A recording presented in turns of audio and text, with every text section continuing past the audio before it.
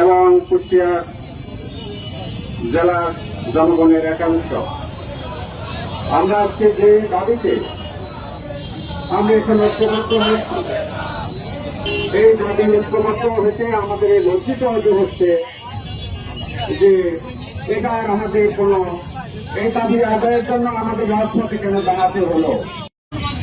আপনারা জানেন এই ফ্যাসিস্ট হাসিনা বিগত 16 বছর আমাদের এই সাধারণ মানুষ থেকে শুরু করে এই বাংলার মাটিতে যত এমন কোন কর্মকাণ্ড নাই যে উনি করেন নাই।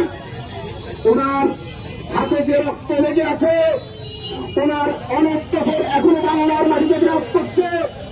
আমরা আপনাদেরকে এই মিডিয়ার ভাইদের মাধ্যমে তাদেরকে বলে দিতে চাই, আপনারা যদি মনে করেন যে এই বাংলার মাটিতে আবার হাতিজম ফিরিয়ে আনবেন, আপনারা বোকার স্বর্গে বাস করছেন।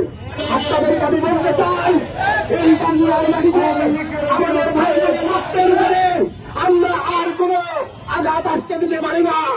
আওয়ামী লীগ নিষিদ্ধের ব্যাপারে যদি আপনারা তালবাহানা করেন, আমি আপনাদেরকে বলে দিতে চাই কখনোই এই ছাত্র সমাজ মেনে নেবে না। আমরা এটা হতে বাস্তবায়ন হতে দিতে পারি না, দেব না। আমরা রাজপথে আছি, রাজপথে থাকবো। আমাদের দাবি আদায় না হওয়া পর্যন্ত আমরা আমাদের শরীরে এক বিন্দু রক্ত থাকতে আমরা রাজপথ ছাড়িনি, ছাড়বো না। এই আহ্বান ব্যক্ত করে আমি আমার সংক্ষিপ্ত বক্তব্য শেষ করছি। খোদা হাফেজ। ইনকিলাব আমাদের শরীরে রক্ত দিয়ে, আমাদের শহীদ ভাইদের রক্ত দিয়ে, এই রক্তের বিনিময়ে এই কুষ্টিয়া জেলায় এবং সারা বাংলাদেশে কোন রকম এই রক্তের উপরে দাঁড়ায় কোন বেঈমানকে জন্ম নিতে দেওয়া যাবে না।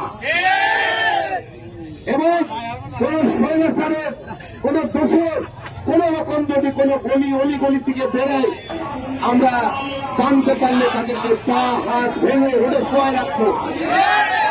কিন্তু আমরা কাউকে প্রশ্রয় দিতে রাজি না, যে কেন অন্যায় করুক অন্যকে প্রশ্রয় আমরা দেবো না।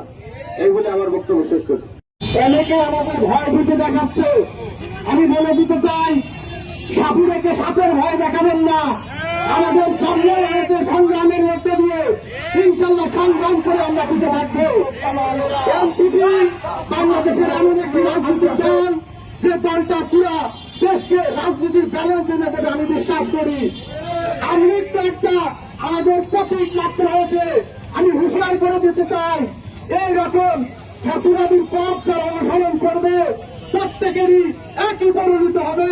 তার জন্য আমরা সদা জাগ্রত আছি। ইনশাল্লাহ ইনকিলাব জিন্দাবাদ।